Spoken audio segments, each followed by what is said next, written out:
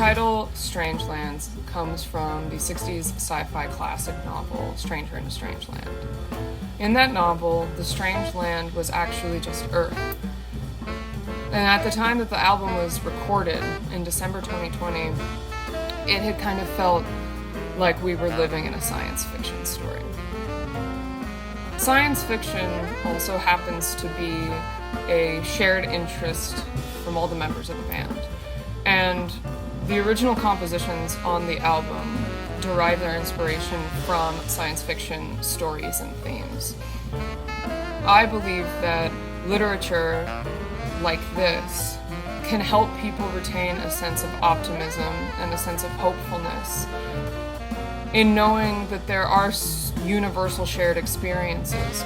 So the album is a bit of a testament to a love of science fiction and documents the reality that things certainly felt strange at the time as well.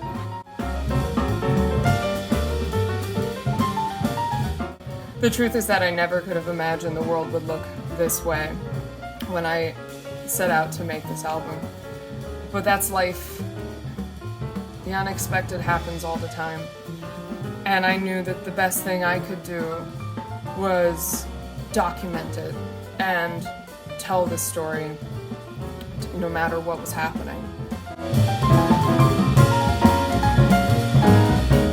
Nick, Daniel, and myself performed as a unit for years before we went into the studio to record Strangelands. We were so fortunate to be joined by the great George Cables, who brought so much love and wisdom into the music and just with his presence alone. Somebody who has that much incredible experience, who really embodies all aspects of the music, the past, the present, and the future, all in one entity, was a real blessing for us. And I'm so honored to have featured him on several pieces on this album.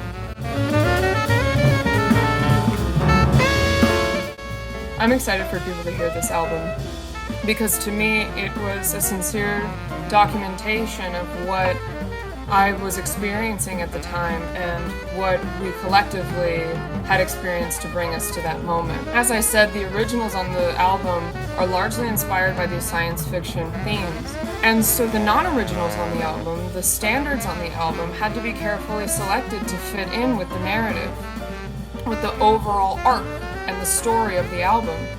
Despite the bizarre nature of our life circumstance and where we find ourselves, there is hope.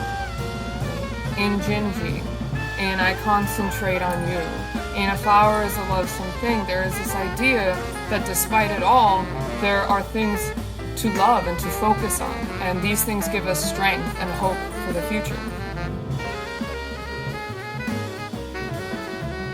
The world going forward is a bit of a strange land, is a bit of an unknown landscape. Releasing this album on a major label for the first time in my career, seeing what the landscape looks like, it feels like I am peering over a cliff and about to take a leap of faith. No one knows the direction we're moving in, but the important thing is that we move forward.